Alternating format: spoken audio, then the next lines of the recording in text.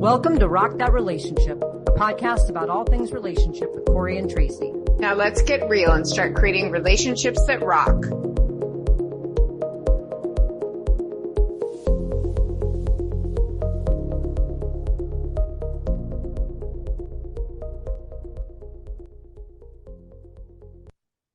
Hello, everyone. Welcome to Rock That Relationship. Today, we are talking about unique dating situations. It's all part of our season on dating. And we thought we'd just dedicate an episode entirely to unique situations, things that come up that sometimes you don't even think about what you would do in them until they come up. So we've actually thought about some of those things ahead of time, and we decided we were going to chat through some of them and get our opinions on each and some of our experiences with each. And as always, I'm sure Tracy and I will have very few things that cross over and a lot of things that are really different about the way we've kind of experienced our unique dating situations. So I'm going to start with this question, Tracy. I know I always catch you off guard with a very first question that we never talk about in the pre-planning. I know, because you like living on the edge like that. So what would you say is the most unique dating situation you have ever been in? It could have been just someone that you dated a very short period of time, or it could have been the launch of a long-term relationship. But one of the more unique situations that you've been in. That's an interesting question. I don't know that I don't know that I've had anything super unique, although other people would probably have a different perspective on that. Probably when I first was coming out, I think, that was kind of shocking to me. I was very young, like 20 or younger, I forget. But that was a hard adjustment. Yeah.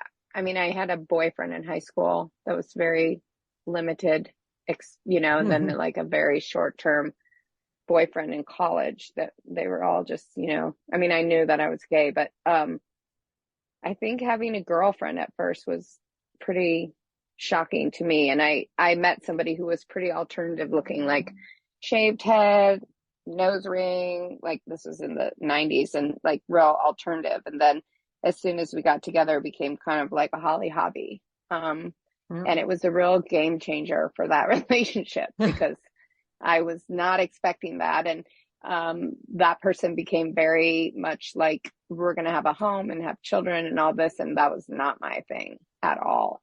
And I kind of just went along with it, which was a big, big mistake. And my real objective in life was to live pretty much a vagabond existence around the world, traveling and working abroad and all that. And so, I followed that person's path instead of my own, and it ended in absolute disaster. So that's probably the most unique one I've had. Yeah. That's really unique. A lot of unique factors about it. Yeah. Wow. Well, I think, when you're so young, and as I've talked about on the podcast many times, having real trauma background, a background steeped in trauma, I really didn't know my own ability to assert what I wanted. And so I ended up kind of getting carried downstream basically in somebody else's river. And that was a huge, huge, huge mistake. So, and it was also just coming out totally, it caused so much drama in my family. So everything about it, we ended up moving from the Midwest to Seattle. And so that caused even more, but it was to get away from family that was not approving and stuff like that. So, I think, you have that kind of situation happen. And then I stayed in that relationship much, much way longer than I ever should have. But I also, when I met that person, I did not like her. My first impression was I didn't like her. And then I kind of warmed up to her later, but my first impression was absolutely right. And that's happened to me one other time just recently. So I'd say go with your gut, no matter what, go with your gut, because twice I've gone against my gut and I've paid dearly for it. Yeah. Well, I mean, it sounds like there were so many factors that were coalescing. I mean, coming out, having a difficult time with your family, having it be your first person, having this person's identity sort of shift, at least physical appearance wise, shift over time, realizing you gave up part of yourself to follow their dreams. So, I mean, certainly a unique situation. For me, I mean, I don't know that mine are all that complex in terms of, a unique dating situation. I mean, I think probably the most unique one that I had was my very first person that I was with. She and I weren't gay, but we ended up somehow, I don't know, in an being intimate, gay. yeah, together. we ended up being gay together. And of course we were not out because neither of us identified as gay, and we didn't want anyone to know about our relationship. So it was like a couple of years of a lot of in the closet kind of stuff. And that was unique in a sense that it was really, really distressing and really heavy to kind of carry that what ended up being another identity, but really a circumstance or a situation. I remember that, we would, go out with guys and then try to fend them off, and like not even try to hold hands or anything, but just sort of to cover for ourselves. And then we'd come home to each other at night and be like, the other one would be waiting. And it would just be so heart wrenching to know that the other one's out on a date. And it's like, it was just very, very intense. And I mean, that was given the time in which this was the 90s. It was a little bit more, difficult to come out.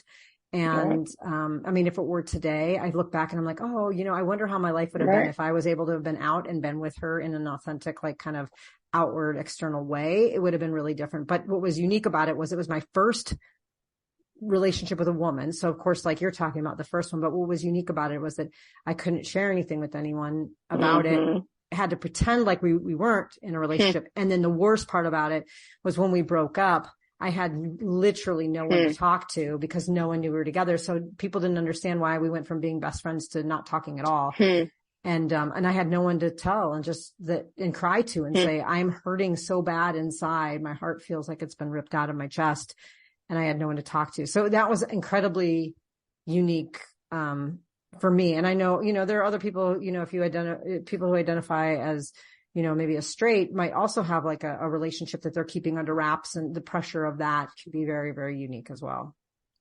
Yes. Or they're in a straight relationship now and they're not really feeling it. I mean, I think it's interesting. Both of our stories are similar and we didn't discuss it beforehand, but it's really about living authentically and truly to yourself. And we are in some scary times again that are similar to how they were back then, which, I think for a lot of people in this country, like in different states, they're dealing with that kind of thing. And it's just about it. In the end, it never works out when you're not living true to yourself. It just doesn't, it causes so much suffering. And, I don't know if you guys have been out, like, would it have been any better, and my circumstances were just, I think, yes, there were the external pressures of people not approving of our relationship. My mother always said it wasn't about us being two women, but that this person was bad to the core. And interestingly enough, that's how that was true. And so, since that time until recently, I got suckered in again, but like, go with your gut. And I mean that, like, when you meet someone or when you're like deciding what you want in your life's path, and I think that that's really important for considering when you're thinking about dating, because, it's not just chemistry that's important. It's are your life goals going to be the same? I never thought that. I never believed that. I was always about, oh my God, it's just got to be about love and chemistry and romance. And I don't believe that anymore. Not that I would turn my back on chemistry, but there has to be more, because when I've tried to make that work with just the chemistry, it doesn't, because the conflicts arise of okay, this isn't what I want. This is what you want. And right. I think, there's that whole thing about dating yourself and getting to know yourself before you get involved with someone. And that's something I think really important to think about. And the topics we'll talk about in this podcast, those are things to really think about.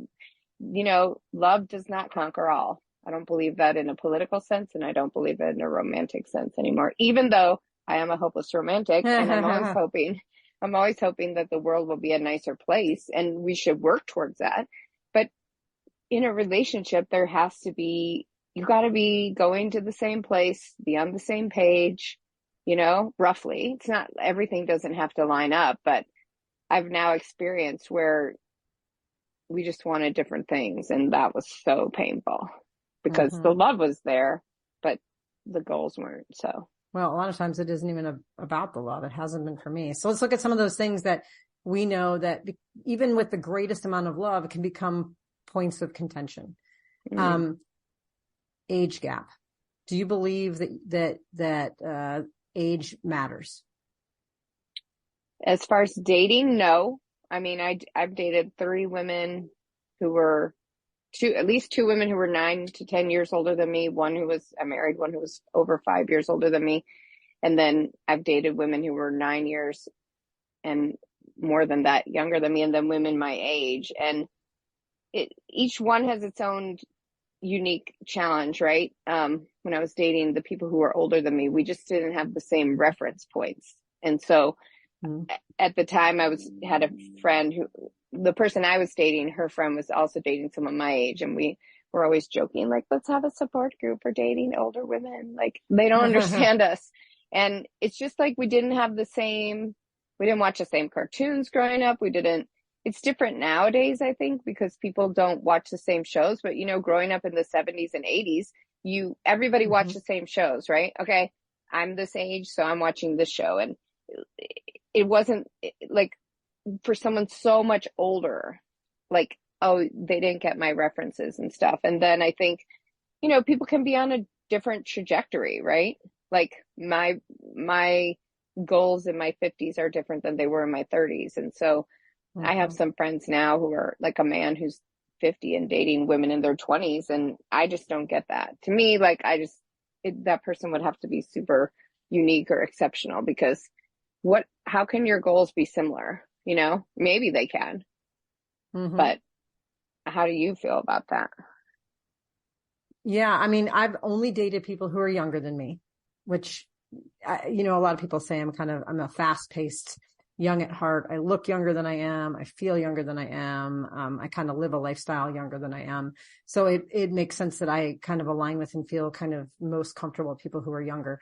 Now, most of the people I have dated have been anywhere between 2 and I guess 1 and 4 years younger than me. That's the kind of the general area. I did date someone who was 6 years younger than me when I was a lot younger. And that, because of that stage of life, there was a much more pronounced difference. I think if my age now, someone 6 years younger than me wouldn't feel as right. obvious.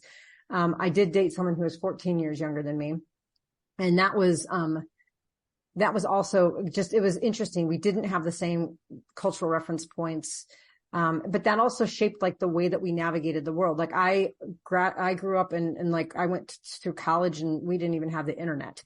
And, so just kind of thinking about life and how the things I've learned to do in life have been around the kind of the technological and cultural advancements that have happened in my childhood, which were so different than, people who are considerably younger than me, who are like, oh, I don't understand. Like, why wouldn't you, be on the internet or whatever.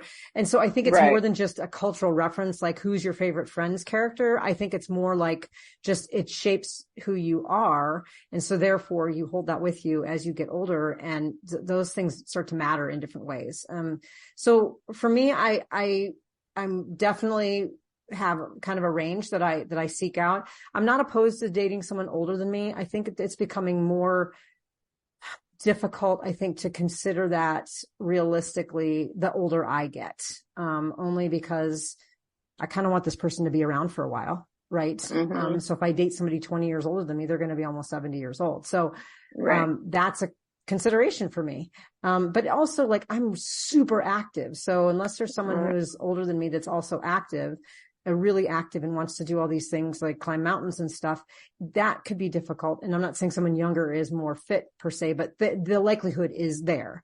So I think my range is somewhere around just, a few years younger than me, up to maybe my age. And, but everybody's, different. And if I met the coolest person on earth that was 20 years younger than me or 20 years older than me, I wouldn't discount them. I just think that if I were figuring out like a target market for dating, I think about who's active enough to keep up with me, who's going to be around in 20 years, who has those kind of values-based references, like those are the things that are important to me. And so that's how I determine dating across the age gap.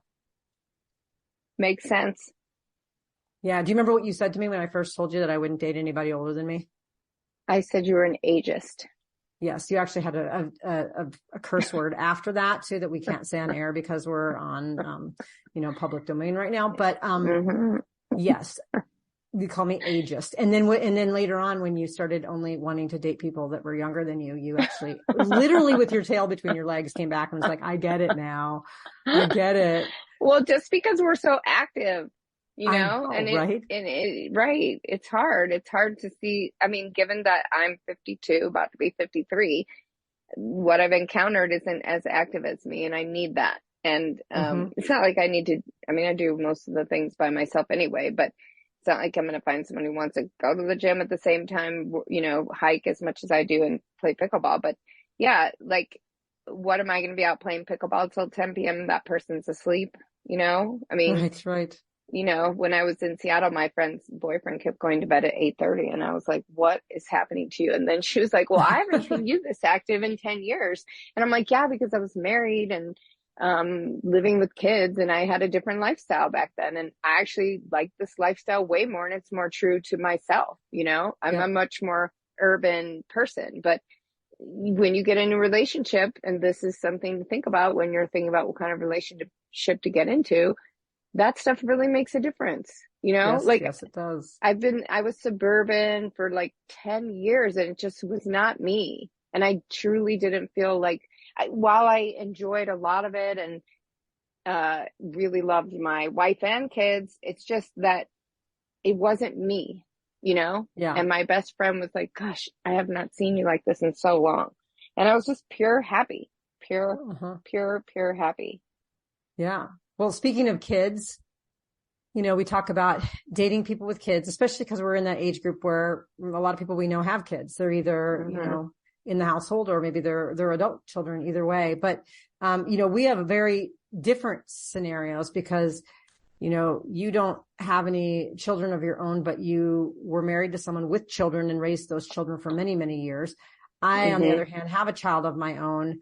And I have been with people who don't have children, who have somehow played, you know, some type of an adult role in my child's life. And so, you know, we have very different circumstances. And I remember one day you and I were talking to, you know, back when I was like doing my dating profile and all that stuff. And you said, you know, would you date somebody with kids? And I said, no. And you were just like, what? And then I think you also called me another curse word at that point too. I'm sure I did. And you have a kid. How could you not want to do that? And I said, you know, I have to think about it because I only have my kid part-time. And if I was with somebody who had their child or children full-time, it would feel weird. Like my child would be like a guest in my own home, coming and going. And, you know, judge me as you will. But I was trying to think about the impact that might have on my own child, as being, you know, kind of this, you know, second class citizen in their own home as they come in and out. And we're having all these family experiences and they only get to go, my kid gets to go to half of them. And I felt an empathy for my daughter. It wasn't that I don't want to be with somebody with kids. I have a great capacity to love and even raise children. Obviously I'm a parent, but I was thinking about that dynamic and how that might feel for her.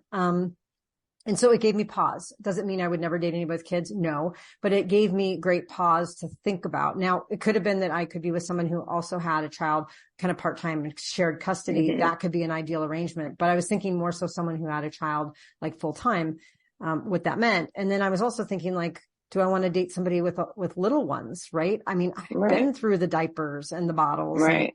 I'm almost 50. I really just don't want to be like having to change diapers. And you know, again, get sick all the time from childbirth illness. I think I was more sick during kindergarten than she was. I had hand, foot, and mouth disease. Who gets that? Right. But yeah, it was the same thing. I just had, you know, again, like other people can sit back and judge and they could be like, that's just so this, or you're this or whatever. And it's fine. But I know what my boundaries are, just like you do too. And saying like, this isn't going to put me in a situation that I'm going to feel the most ideal. So I'm not opposed to it, but I'm not going to put it in my target population of people that I'm looking for, like specifically looking for someone with children. Well, it's smart, out, but that's smart. And the thing is, you know, to date, like you have a kid part-time and then they have a kid part-time. Well, are your kids going to line up on the same schedule, right? Probably not. Like the custody schedule and all that is very complicated. And I was married and my partner's ex lived in Europe and there were a lot of complications with that. And, you know, when the kids would leave, I just felt like my life had no meaning. It was very weird. And these were kids that I met when they were 3 and 6. And when I first moved in with them, I for the first and only time in my life, I wanted to have my own child, like physically have a child. And it lasted about a month. And what got me out of that was like, how complicated is this going to be? Like, these kids are going to go off with their dad and they're going to be on some great vacation. Then what are we going to do? Take our kid, now we have a common child, and take that kid on a different vacation. So then our kids are going to feel bad. And then this kid's going to be like, how come I'm on these lame vacations and they're, I'm with two adults and they're off together. That complicating stuff, really thinking through it. And I didn't think through getting together with someone with kids. My friends really were like trying to warn me. And I'm like, what is your problem? I love children. Children love me. And that was true. But what I never thought of was the suburban versus urban lifestyle. And I feel like, I'm still kind of here in the suburban lifestyle because living near my ex and the kids. And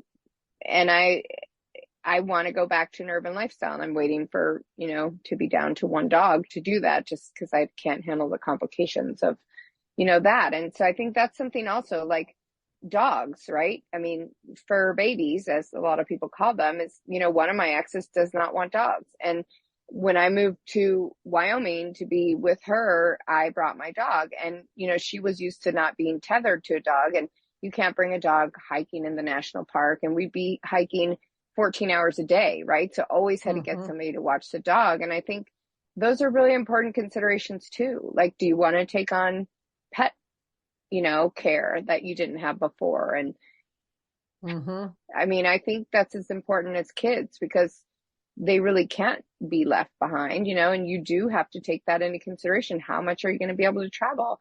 How much, do you need to rush home after work? Kids and pets, I think, are very similar issues. And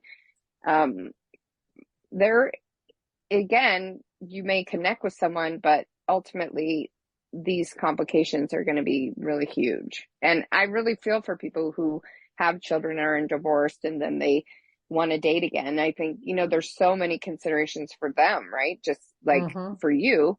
And if you dated someone with a kid or multiple children, and then you have to coordinate all that, yes, you would always feel, I think, like, hey, I'm not giving my kid all the attention she deserves, Right. Well, and I feel bad too, because I'm like, well, I wouldn't want to date anyone with kids, but then I have a kid and I would expect other people to want to date me, Right. And that was why I used the swear word. That was because it felt like hypocritical, right. But it's really not when you really think it through, which is, people accuse me and maybe you as well. Like you think about everything. Maybe you'd be happier if you didn't think so much. Maybe you don't need to talk about everything. And I'm like, but if I don't, then I can't really work it through. And if you sit down and actually aren't afraid of talking, aren't afraid of either talking stuff through with your friends or talking it through with the person that you want to date and say, I know this is unfortunate. We're really attracted to each other, but how's this really going to play out? Or, hey, we're going to go forward in this relationship knowing this is going to be complicated. Right. And we're okay with that, right? Maybe we're going to need a therapist sooner rather than later, or a parenting coordinator or something like that. Right. Well, and I think that's true. Like, all of these situations we're talking about aren't deal breakers per se, but having the kind of the knowledge ahead of time of what could be some of the things that might create obstacles, and being able to get those on the front end, obviously talking through it. And I know most everybody does talk through it, but if you know that we've talked about this in previous seasons. If it's a no-go, it's an absolute no-go, then don't go. Then don't go there. If you absolutely will not date someone with a dog, for instance, and you see someone online and they've got a picture of themselves with their dog, do not click on it. Like, don't, if you know it's a no-go. But let's talk about another one. This is a big one. Long distance, or especially because of dating apps, you can meet people that don't live near you, and then you're stuck. You're like, you want to move to me? Do I want to move to you? Do we want to move somewhere third place together? Do we want to split the time? Like, do we just want to stay long distance forever? Have you ever been in a long distance relationship? Starting out, yes. Long term, no. Because I met somebody in my now ex-wife, but she was in North Carolina and I was in Wyoming. So we did that. And then I ended up moving to North Carolina because she had kids. And then I recently dated someone who was gone more than she was here. And I'm at a different phase of life. So I was okay with that because I've got all my own things going on, right? But trying to carry on a relationship between Wyoming and North Carolina, that was pretty much almost impossible, you know? Yeah. And so really depends on like, how much are you willing to travel? Yeah. Again, do you have pets? Do you have kids? Like, I think long distance is doable, but it's difficult. And like, do you have trust issues, and what's your attachment style? Are you an anxiously attached person? You know, I was listening to, we've had Jessica Da Silva, you know, on our podcast before, and she's got several new podcasts where she's spending time between California and Colorado, and her fiance travels a lot so he can meet her those places. But when she moved to Colorado to be with him, she was alone more than she was with him. And then she just became isolated and sad. And so she got a place back in California because she's like, I can't do this, you know, it's not going to work. So you've got to figure that out first. I think, like, I'm not going to start dating someone in Iowa because I'm never moving to Iowa. I'm never moving back to the Midwest. Like, I would never, ever move to the East Coast again. Like, it's got to be West Coast only. Now, could I do California or Seattle and Tucson? Yes, I could. So you would say you do long distance, but that person has to be based out of somewhere you could ultimately see yourself living. Yes, exactly. Or in somewhere that I'm happy to go. Right. Yeah. Exactly. Okay. But no way am I going to be like, oh, I meet someone in New York City that I already lived in New York City. I would never live there again. Right. So that's what you're saying. Like, you see that somebody's in New York. No. Right. Just move past it. Yeah. Right. If a person was like here on a trip and they're like, oh my God, I love it here, I'm thinking about moving, and you happen to meet, or, you know, you're wherever, that's different. But I think those are discussions everybody needs to have if they're going to even embark on long distance. Like, okay, well, this seems great right now, but how's it going to be in a year? Or how's it going to be when I'm really sad, or I miss you, or I get in a car accident, or whatever? Like, you know, that was the consideration. You want someone local, you know? Oh yeah. You want someone around. But it's interesting what you will agree to do during the honeymoon stage of a relationship. Right. You know, what do they call it? Limerence or something? They say that you're so, like, your head is in the clouds, that you're like, we can make this work. And, you know, long distance, we can do this. And then you get 6 months in and you're like, what was I thinking? And now you've kind of gone down this rabbit hole.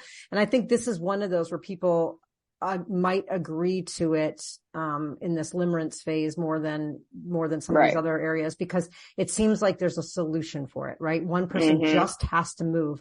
And it's not necessarily, that is, again, if you don't want long distance long term. So say you do want to eventually be in the same place, somebody has to move. And, you know, or what do you do when you get with someone who's like, oh yeah, I'm open to moving. And then you're in it for 6 months and they're like, yeah, I really wouldn't move. Or I would move, but I don't want to move to where you are. And so I think that can be tricky. And I know for me, I've had a couple long distance relationships, but they were always with the caveat that they were going to be short term. Like, I had one where that the relationship would be short term, or the long distance would be. The long distance would be. So one person, you know, she lived across the country but was from Arizona. I wanted to move back to Arizona at some point. We got into a relationship fairly quickly. And then within a couple of months, she actually moved back to Arizona. And so that one, I kind of went into knowing that was our long-term plan. So we were only long distance for a few months. But then I had another relationship where we were together and we lived here. And then I got a job out of state and I had to live most of my time out of state while I was working towards getting tenure. And I had like a little apartment, and she was not with me because she had her own job and she couldn't be out there. So I would come back as frequently as I could because I also wanted to see my kid who was in Tucson. So we did this like temporary long distance thing, for a few years. And then she finally ended up moving out there after she left that job. But, I still didn't get to see my kids. So I kind of had a long distance relationship with her and only got to go back so often. And it became really difficult. And I just realized that I don't want to be away from the things that are important to me, which are all clustered in Arizona. And so I made the choice that I was not going to date anybody in which the long-term goal wasn't that we were going to be in Arizona. So either that person was already here or that person was willing to move here. But that was it. That was like a no-go for me. Well, and not even Arizona, Tucson. You're a Tucson person. Right. Tucson in particular. Yeah. I needed to be able to drive up to Phoenix and see my family. My friends are here. My life is here. My house is here. My whole being is here in Tucson, Arizona. And I just, I'm clear that I'm not willing to budge, and it's okay. Right. But I also, when I got into the dating profiles and I was like feeling bad for myself because no one was in Tucson, and then I was clicking on people from all over the place. I mean, I ended up having this conversation with this lady from this rural area in Georgia. She's born and raised there. And I know I kept saying, what is your point in this doing I know. this? What and in the heck is your point? I mean, I don't even remember how she said it, but in a not so direct way, but I could pick up on it, was like, are you open to moving to my rural town in northern Georgia? And I basically was like, I'm absolutely A, not moving to your rural town in northern Georgia, and B, I'm absolutely not leaving Tucson. So let's just get off the phone. And then I had this moment after that. I was like, what am I doing? I'm not willing to have a long distance relationship. I'm not willing to move. And I know there are other people who thrive off of long distance relationships. They love them. I know people who are married who haven't even lived together before, and they've been together for 20 years. That's just what they want. That isn't what I want, though. Well, that makes total sense. And I keep asking you what on earth you were doing, because it was clear to me you didn't want that.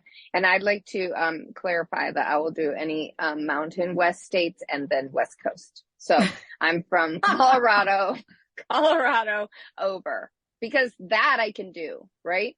Yeah. But yeah, no, I would never. It just doesn't make sense. Like, I know I never want to live in the South again, ever. I did it. Don't want to do it again. And you have to know that about yourself, I think. And it's not bratty or anything. It's just smart. Why get involved? And here's another thing that I feel about dating is like, or thinking about dating or meeting someone, is I'm in this phase now if I really just want to communicate via text or whatever, before I don't want to do anything physical until like I know I like that person, because I feel like the physical mucks things up.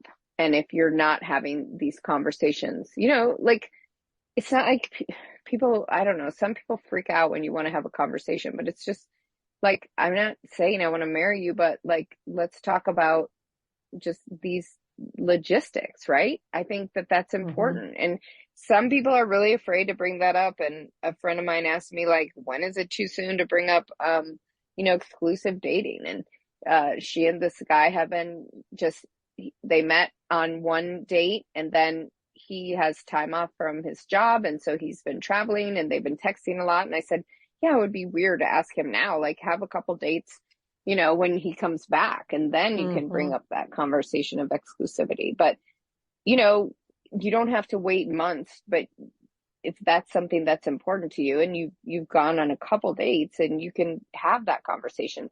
And I feel like, and I said, if that person freaks out about that conversation, then or can't have that conversation, then this is probably not the best match for you anyway. Like, you want to be able to be with someone who can talk, in my opinion. For me, like, that's something also, a communicator, right? Somebody who can actually communicate, because when they can't communicate, things do not go well. Right. Well, and your expectations for what, that relationship could look like. I know, there's folks that are open or engaged in, or even seeking, polyamorous relationships, or they're okay with, being with someone who, in the gay and lesbian community, someone who's newly out and being someone's first, or maybe they're okay with someone who's maybe separated but not divorced, or freshly broken up and, worried that maybe they're the rebound, but they're still okay with that. Like, some of these things are like, what kind of a situation do you want? Do you want something even more casual? We're going to talk a little bit about this, as we continue through the season, but really this idea of like, having these conversations early on is really important. If you're avoiding these conversations and saying, okay, I'll be with this person who's just out of a relationship, but I'm not going to bring it up because I don't want it to be, too taboo or too weird. It already is kind of weird that you're not talking about it. So really talking about what are the things that are considerations you need to think about in that unique dating situation, or that you're someone's first, or that they're, or that you're their first, or whatever the case may be, but having those open conversations. And again, I think this all goes back to this idea about being really clear about what it is that we know we want, what are those must-haves and those no-goes, and it's okay to have those, and you're not being judgy. You're just being clear. If something isn't going to make you happy, you don't have to be, just take it just because you want to be open to all possibilities. I, for one, do not like olives. And I am very close-minded about olives. I don't like black olives or green olives. I don't like stuffed olives, and I don't like spicy olives. I don't like them on pizza. I don't like them anywhere. And I can be very judgmental about olives. But you know what? Whenever an olive shows up anywhere, I'm miserable. So I'm very clear about that. Oh, have mercy. Who knew olives could be so like upsetting to someone? But I'm just saying, like, I'm pretty clear. I have a, so I don't feel bad anymore about saying I want my pizza without olives. And it's okay to say, hey, I don't want a long distance relationship, or frankly, right, I don't want to, date somebody who's just freshly out of a relationship. I know for you, one of these things that creates a unique dating situation is, being vegan, trying, to date other vegans or vegetarians. But that is a misbelief, I think, and about me in particular, but not about vegans in general. I think a lot of vegans do want to date other vegans. I've actually only dated one vegan. I do encounter people that when they find out I'm vegan, then they are like, oh, I've always thought about being vegan, and then it turns out, well, okay, they maybe thought about it for 2 minutes. Like, I'm a hardcore vegan. As they're eating like a chicken wing. Yes. So right. Yeah, and so exactly. So it doesn't matter to me. I'm not saying it doesn't create conflict when I date a non-vegan. It does, but it's not a deal breaker for me in the way that it is for other people. And that's because being a lesbian, I have only 10% of the population to pull from anyway. And so I'm not going to limit it. You have to give in on something. I'm not going to limit it. But the other thing I wanted to say is, like, that you might not know these things until you get out there and try it. And right. I'm not, like, I just, tried to be in a relationship that the other person didn't want to term a relationship, but for all intents and purposes, it was. And that did not work for me. It didn't work for me. You initially agreed to it. Yes, I agreed to it. In this limerence phase where you're like, right, oh, the starry eyes, right, you're like, I can put up with that, even though that's what I don't think I want. But then you came to realize absolutely that's not what you want. And it's just like olives. Right. You can eat as many olives as you want. And you decide you don't like them anymore. Boom. Like, it's okay to hold you back. And it's okay to set those boundaries. And also, just how do you want to be treated? And those are things that are changing, right? Or that you have to kind of get into that situation and experience. And it's okay to then say, okay, well, I'm going to give this a couple months. And if things don't change the way that I would like them to go, it's okay to let go. And I'm not saying it's easy, because it isn't. So I know from experience, it is not easy to let go. But when you get to a certain point in your life where you're like, I want to value myself and feel good about myself. And if that it's just not working for whatever reason, it's okay. It hurts, but it's okay. It's okay to let go, and if you can think through these things before jumping in with someone, great, I mean, I think that's where I've come to land, is this idea of, if this person that I'm with right now and this situation that I'm in right now never changed, could I be happy?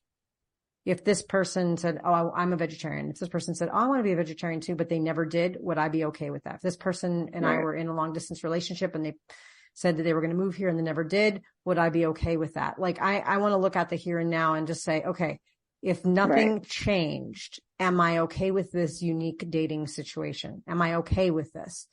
And if I think that's the way that you have to ask. I think everybody needs to do that going into a relationship, because I am guilty of getting with someone and hearing the words come out of their mouth and believing that they will change. And then what I am hooked on is that change will occur, and therefore things will be better. And that hasn't happened, because it's very hard for people to change. I do believe people can change. I changed my whole life. I've changed who I am as a person. So I do believe people can change, but you can't go into something with the hope that they will change, or the belief that because they said it, they will. I think it's better and you asked me that question many times, if nothing changes, are you okay with this? And in the last 2 relationships I had, and some things I was okay with and some things I really wasn't, And exactly. I think that's an important question. Right. Well, and then when we look at things like, as you get even more deep seated into just more than just behaviors, but you get into things around like values, and being with someone has a different political ideology, or being with someone who maybe it has different religious or spiritual beliefs. That's one of those things where they're not necessarily going to change. Nobody wants to change. Like, I'm holding very tight to my political or my spiritual beliefs, and so is the other person. Can I coexist in a productive and healthy, sustainable, loving way with this person when we don't see eye to eye on these things? And so I've thought about it for me. I don't think I could be with someone who was vastly politically different than I am, but I could probably be with someone who is religiously or spiritually different than I am. To a point. Obviously, it would just really depend on what those beliefs were and how much they aligned with my general overarching beliefs. But that's a real consideration. Could I be happy? Would our love be so great that it wouldn't matter what our differences are? And I think politics, I don't think I could do it. I'm too political of a person. Too much of an advocate, too much of a voice. It's too much of a part of my identity that I just could not possibly want to spend all my time with someone who believed in something vastly different than me. I could be around other people who do in general, and I like having those kinds of conversations. Do I want to live with that person and have them be my go-to? Probably not. I don't know. Could you be or have you ever been in a dating situation where your politics were incredibly different than the person you're with? Nope. And I couldn't do it. For me, politics is values. So, I mean, my values have to align. We may not agree on like how to implement policies and all that, and that's fine. And I consider myself to be a liberal, and I carry a gun. And so that's different. A lot of people, that is a deal breaker for them, right?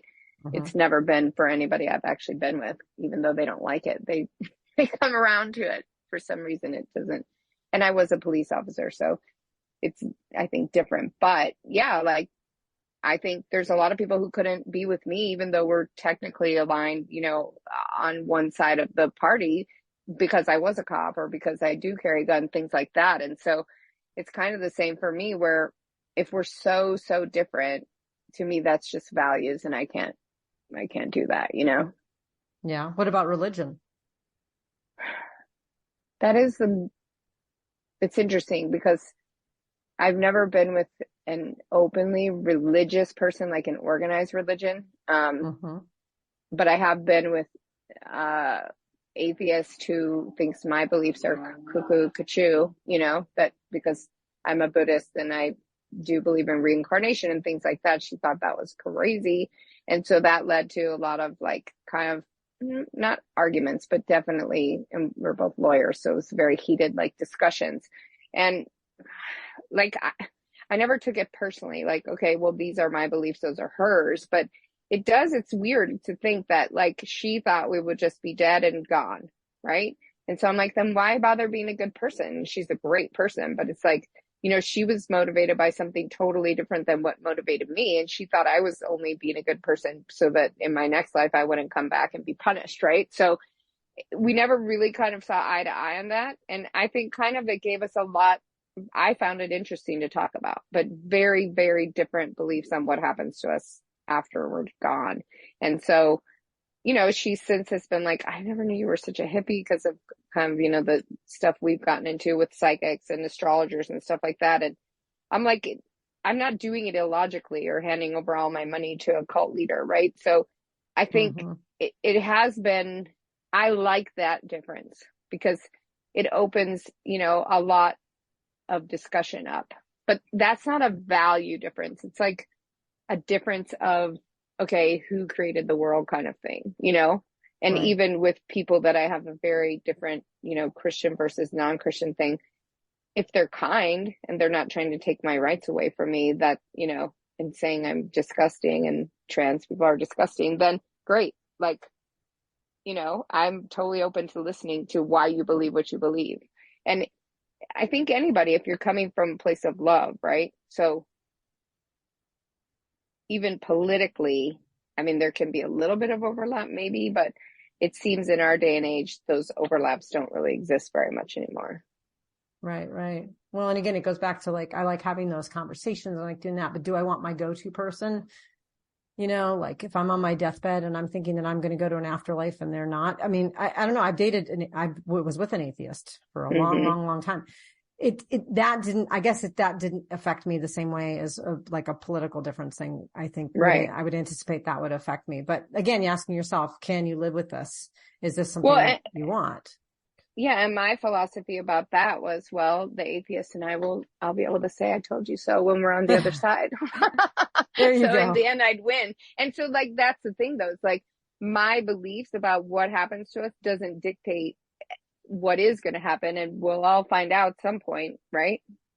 Right. Exactly. So So yeah, I mean, to me, that's more like what gives you comfort, right? What just gives you comfort to get through this crazy life?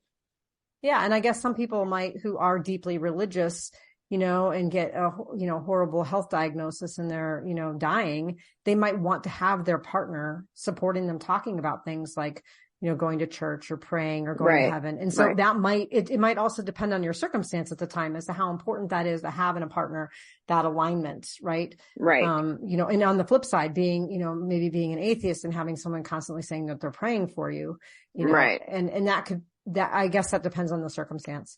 Right. Okay. Let me ask you one last one I really want to get to is, unique dating situation. Dating someone who either their friends and or family don't like you, or your friends or family don't like them. So somewhere there's a point of contention. So have you ever had a situation where either of those were the case? Yes, both. 2 relationships ago, the family and friends did not like me at all, and they were instrumental in breaking up the relationship. I'll forever be bitter about that. And bitter about that person choosing those people. But I also understand you and I have many talks about this. I'm one person on one side and those people are about 20 people. And it was really a difference of just kind of lifestyle and location, right? I was pulling her away from them and it was a couple hours drive. So it was too much for them to bear that she'd be gone for weeks at a time. And I understand that. So like, I am bitter about it, but it's like those people were her security blanket, as scratchy as they were, it makes sense that that's what she chose. Hurt me deeply, but is what it is. And then I was with that first person I talked about earlier and nobody liked that person and they were right. And then another person recently and they were right about that too. So, did I have to have my process? Yes.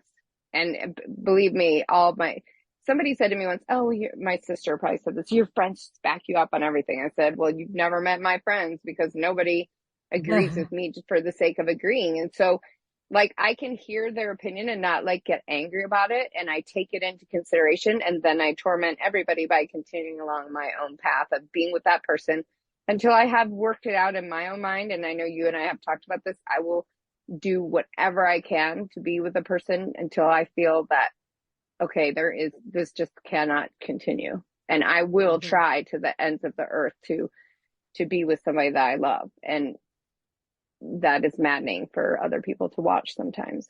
So yes. Have you? I've been on both sides. I've had a couple situations.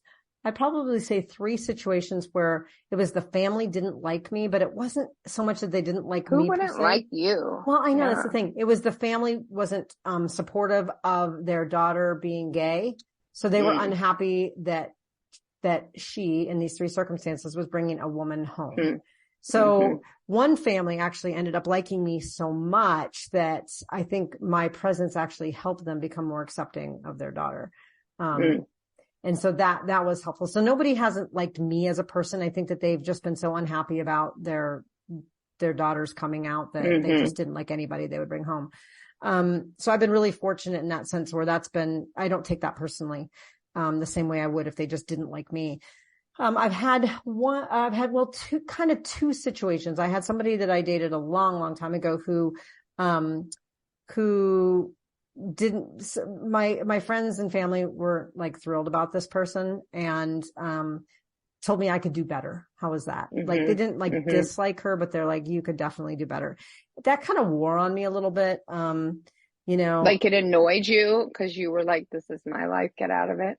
Yeah, that, and it or just also did it make you like doubt the relationship. It made me doubt the relationship. But I mean, and it's true. We were at very different places in life, and there was some truth to that, but it tarnished things a little bit. Like in some ways, I almost wish they hadn't said something, but then I've had another relationship where people didn't like who I was with and never told me until after. And told you after the fact, like, right? And then are you like embarrassed, or are you like, I'm super embarrassed. Oh my God. Because it's not like just one person, like a lot of people. But if somebody told you that, do you think you'd really like end it? See, that's the thing. No, like, I probably wouldn't. And then what I would do is I would let that eat away at me, and I'd be worried about like hanging out with my friends and this person at the same time. And then it would create complications. So they did probably what they should have done. It's just not said anything to me at all, until after the breakup. But then they thought that maybe it would help by saying, oh, I never liked them anyways, and it was like, oh, well, I don't know if that makes me feel better or not, but, I think the best situation is the one where my friends and family, they say, I really like who you're with. Right. Then it makes it a lot where easier. they do truly. I mean, that's always the best, right? And I mean, you're kind of you've been with me through just a couple, and like, you've given me your opinion, and I'm very talkative about it, so it doesn't bother me, but you've given me your opinion, and then literally I've been like, I get it. Thank you. And then I cry about how I can't break away. So it's like many people told me, and I feel like you just sometimes have to go through your own process.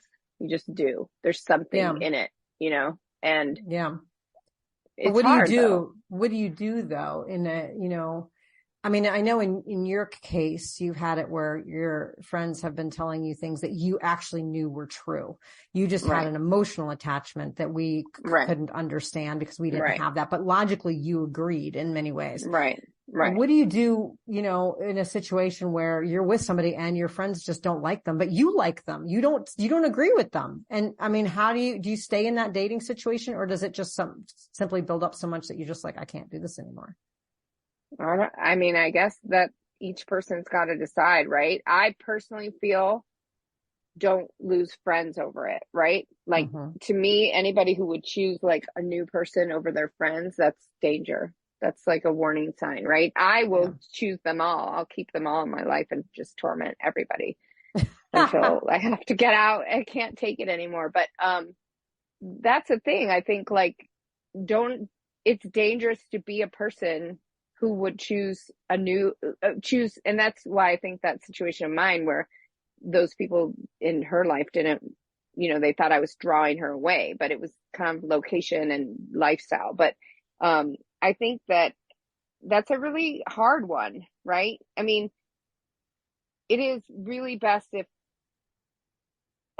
and why are these friends not liking that person? You know what I mean? Like, that's what you really have to look at. If people are saying that, like you're saying, I agreed with you about the facts, and true, I did. And there were reasons that, relating to my childhood that I couldn't break free. And I've really had some breakthroughs about it. So it's been great for me, actually. To be in a terrible relationship was actually great for me. But I don't know. It really depends. But I would never lose friends over it. You know what I mean? I would never say like I'm choosing. And like I told you at one point, I'm tormenting you.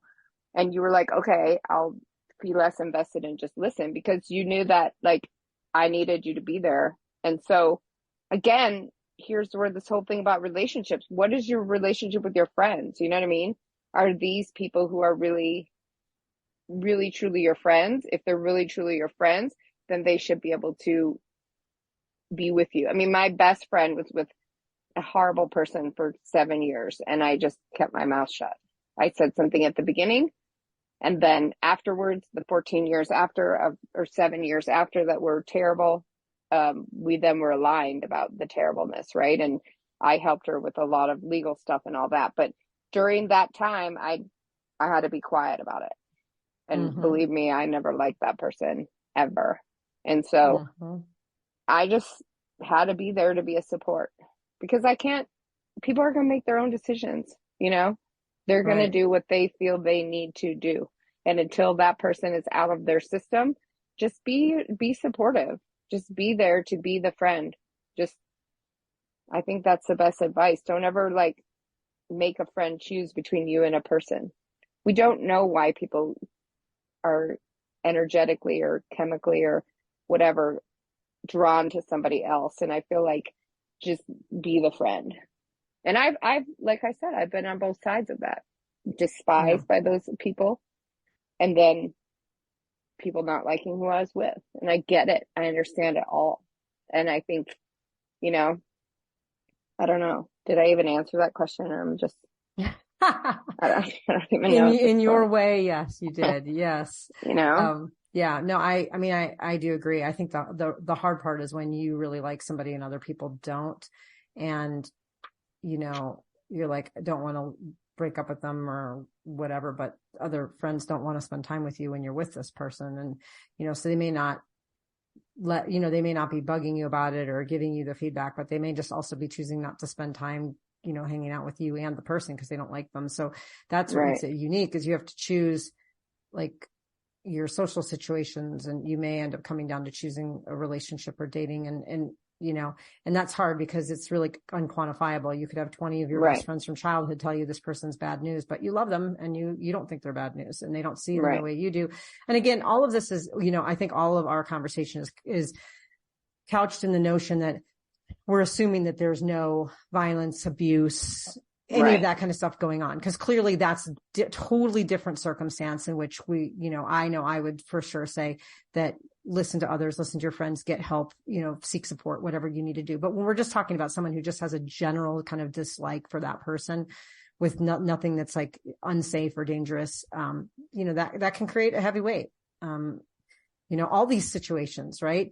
All these situations, you know, that's why, you know, our episodes on unique dating situations, it's like everything from like having to change your lifestyle around, you know, pets, or having to create new bonds or new scheduling around kids, or having to consider the cultural and values-based age gap, or, you know, even things like we talked about, you know, that with you being a vegan and I'm a vegetarian, I'll tell you, the last 3 people I've been with have been vegetarian. It's a whole lot easier. I like it a whole lot better. The idea of having, you know, I had someone ask if she could cook fish in my pan, and I was like, oh gosh, like, I mean, no, I don't want you cooking fish in my pan.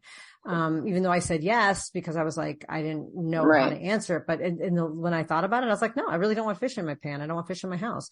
And so these are all unique dating situations. And I think at the end, we just all have to, as we get into some situations that maybe not what we were expecting or what we were looking for, but wanting to be open to something, is asking ourselves, could we be happy? Could we be, you know, be fulfilled? Could we thrive and have a loving, sustainable relationship if things were exactly as the way they are? And this person is exactly who they are showing up to be right now. If your answer is yes, then your answer is yes. And if your answer is no, but I want them to ... then there's your answer too. And I think that's the thing that I think is probably my biggest takeaway from talking about unique dating situations, is less about what those specific situations are, but just being really clear about what it is that you want, and then making sure that you know what you're getting into, and that if it doesn't change, even with a million promises, that you're okay with it. Agree. See, we agreed. Let's end there. We're going to end there. No more podcasts for the rest of our lives. We finally came to agreement. No, I'm just kidding. We have more great episodes to come. But anyways, Tracy, it's been lovely as always talking about such fun stuff, such serious stuff, such interesting stuff, relevant, and, you know, hopefully, you know, helping our listeners be able to get some clarity in their lives, or at least just listen and think, wow, those two are a hot mess. But they've made it through. So can I. And look at them now. They're climbing mountains and they're leading the good life. Anyways, to all of our listeners, until we're back on again with you, make sure that you go out there and rock those relationships. If you liked what you heard, check out our show notes for resources from today's episode. Make sure to follow us on Facebook and Instagram under Rock That Relationship, and go to our website at rockthatrelationship.com for updated episodes and more great information. Thanks for listening. Now go rock those relationships.